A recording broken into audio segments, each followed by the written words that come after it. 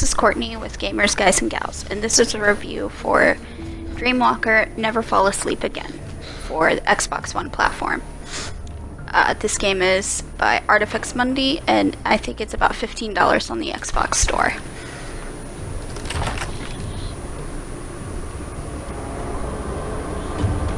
You play as a paranormal psychiatrist sent to investigate a case in a town. I think the premise is that the daughter's mother calls you because she's read your book, which I don't really know how many paranormal psychiatrists there are and how many of them investigate things, but it was still a fun story anyway. I actually really liked the story compared to a lot of other games like this that I've played. I thought it was interesting and it kept me playing. I actually finished the game in one sitting, and I think maybe it was maybe like 4 or 5 hours long. I would have to double check, but so not super long, but still really fun. There's 2 difficulties. Most of these games I think have a casual and an expert. Personally, I picked casual because I'm just trying to relax and have a little fun with the game. I'm not trying to really stretch my brain on the puzzles or anything. Some of the puzzles I even skipped. I just didn't enjoy the puzzles, but I don't think it detracted from the game or anything. The fact that you can skip the puzzles is really nice in my opinion. It lets you play more casually if you want. You don't have to sit there for an hour trying to get past one puzzle that you just can't get past just to enjoy the game. Like, you can just be like, I don't feel like doing this one, and just hit your button and go on. You still get the whole story of the game, and you're not really missing out on anything major, except for maybe an achievement or 2. I'm so glad you have come. The characters in the game are pretty cool. I really like the monster that you just saw. It almost looks like something that Guillermo del Toro would design, like it belongs in Pan's Labyrinth or something. I think it's really cool, and its story is interesting. You get a little more info on it later on in the game.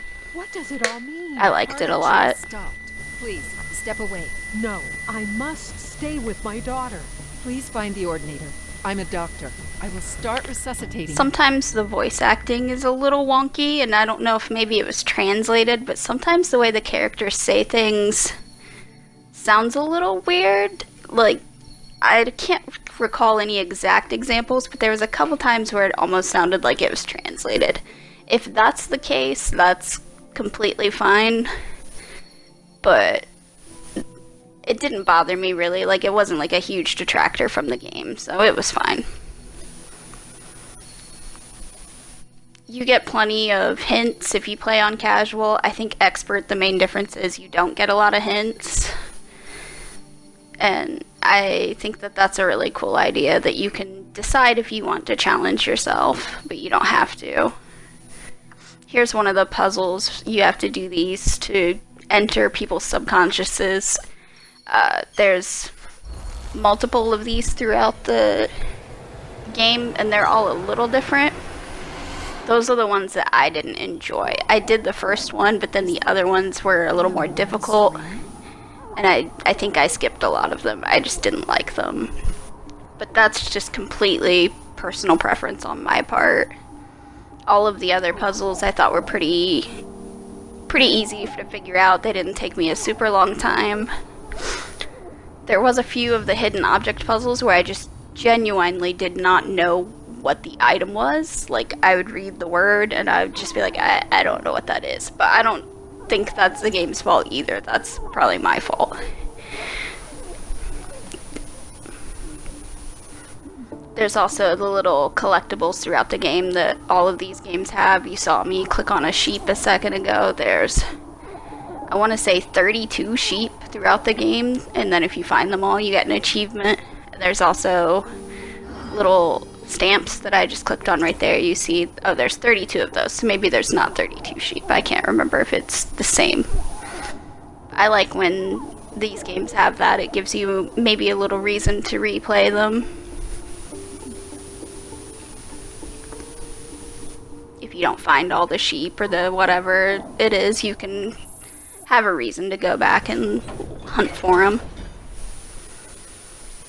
She seems to be trapped in her own subconscious. Here's a puzzle that honestly I kind of just messed around with until I figured it out. I didn't even realize that I figured it out. When I figured it out, I was kind of just like, oh, I did it.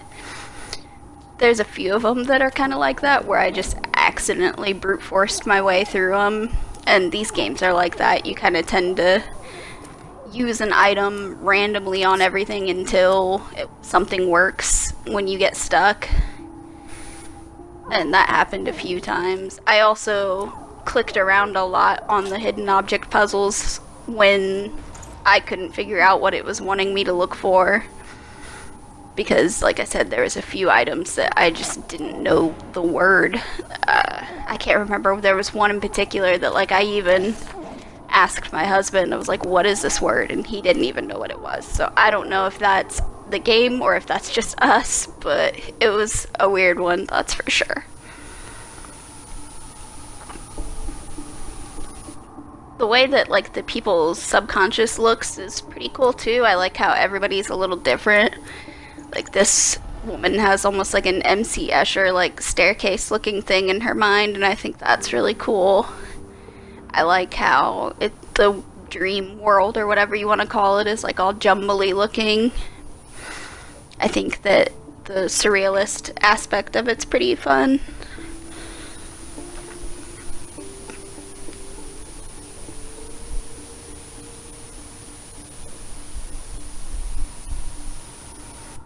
All around, I think I would recommend this game. I think that I had a lot of fun playing it.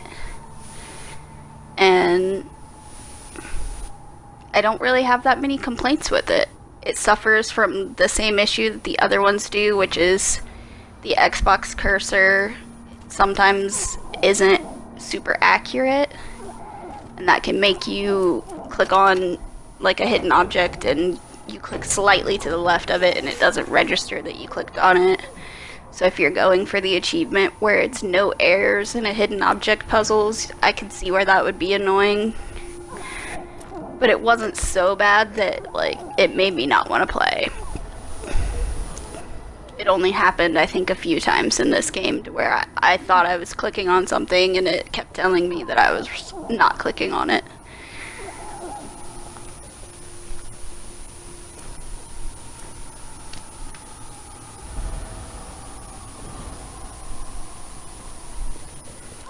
Yeah, I think that about wraps up my review. I'm trying to think. I can't really recall anything else in particular I have to say about this game.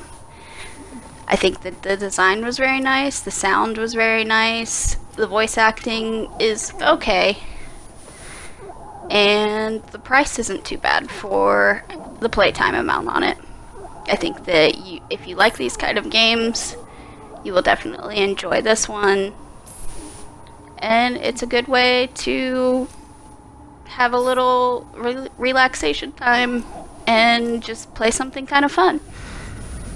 So, if you guys like this kind of content and you want to subscribe to the channel, check us out on our Facebook page. That would be great. And I will see you guys in the next review.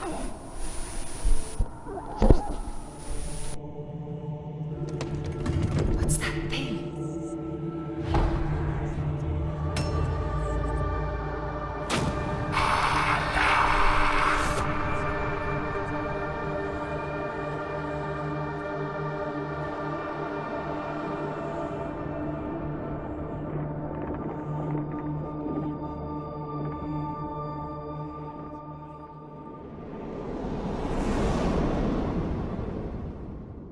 Miss, are you all right?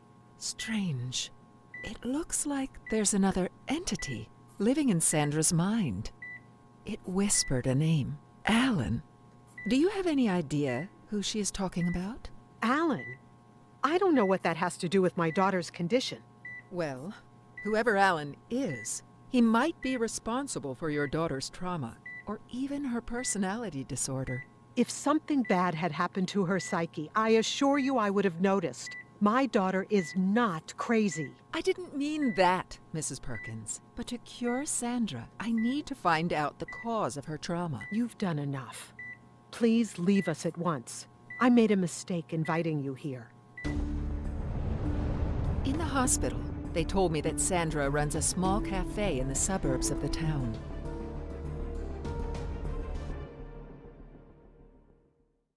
That must be Sandra's cafe. Didn't I see it in a dream?